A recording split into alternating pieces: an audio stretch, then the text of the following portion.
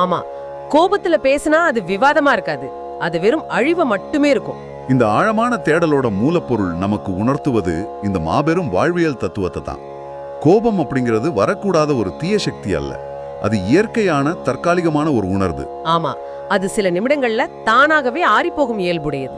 அந்த சிறிய கால இடைவெளியில எந்த ஒரு நிரந்தர முடிவும் எடுத்துடாம விழிப்புடன் நம்ம அமைதியை பாதுகாத்துட்டாலே நாம நம்ம வாழ்க்கையோட மிகப்பெரிய விபத்துகளை தவிர்த்துடலாம்.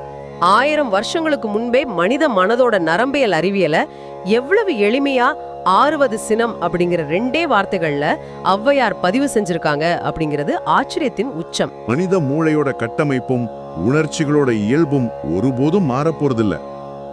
ரொம்ப சரியான ஒரு அப்சர்வேஷன்.